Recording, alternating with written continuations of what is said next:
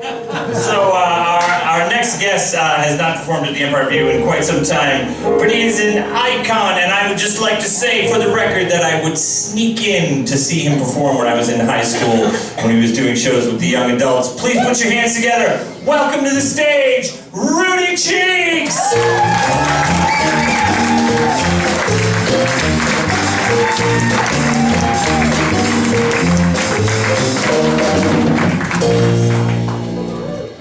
Well, thank you, Keith. There's two old guys on the show today. I'm the first old guy. So Campbell backstage. He's an old guy. He's coming on the show too. We actually were together last night. And I'm going to do a song. But before that, I'm going to tell a brief story about the guy who wrote this song. Now, I had the great opportunity to play with a number of great musical partners. Like Tom Enright was my partner for about 35 years. And another one for even longer, for over 40 years, has been a guy named Dave Hansen, Thirsty Dave Hansen, or Sport Fisher, as he is known. And I'm going to tell you a little something about Sport Fisher. Now, interestingly enough, Keith mentioned the fact that he used to sneak in high school to see the young adults. Well, some other guys that used to sneak in when they were in high school were these two guys, Peter and Bobby Farrelly. And yeah, they make movies. And interestingly enough, this title of this next song was the working title for the film that later came out called Dumb and Dumber. Now, this means something to me because if they had used the original title, the song would have been in the movie. I have a whole bunch of money. I want some money. Money. I crave money.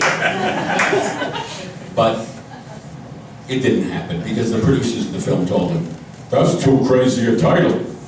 So they did Dumb and Dumber, and that's what happened. But anyway, here's the story. This is Sport Fisher was, the one thing about him was that he knew how to write like hit songs. I wrote like all the other songs, although they had kind of ominous, unusual minor key and spooky songs. Spooky funny, but spooky.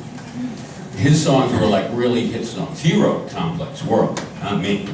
Wish I Had, great song. This is one of his songs. But anyway, Sport also had many other talents. He was a wonderful painter, and he also was a woodworker. And he had a day job at the Providence Picture Frame here in Providence. It used to be in the arcade in those days. And this is a true story, and I know it's going to alter people's sense of Rhode Island history, but it is true. Now, some of you may be old enough to recall the blizzard of '78, right? Now, one of the things that happened during the blizzard, as the state was at a standstill, was that then Governor Garrett used to come on television 2 or 3 times a day, and he was wearing this flannel shirt. And talk about iconic. That flannel shirt became quite iconic. So iconic that some of the PR guys at the State House decided that a couple weeks after the blizzard, that they would send the flannel shirt to Providence Picture Frame to be framed and put under glass.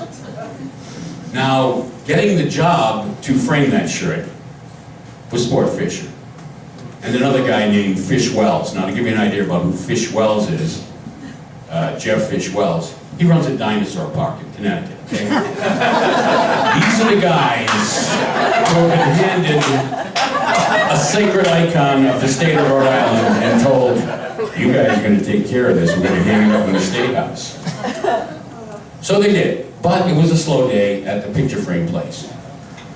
So they got some tweezers and pulled out some pubic hairs and put them in the buttonhole of the shirt. That's actually true. Nobody knows that story. Next time you go to the State House, I would suggest you bring some kind of magnifying glass or device with you. Check out those buttonholes on the shirt. This next song is by Sport Fisher. It's a cautionary tale. It's called "The Power Tool Is Not a Toy."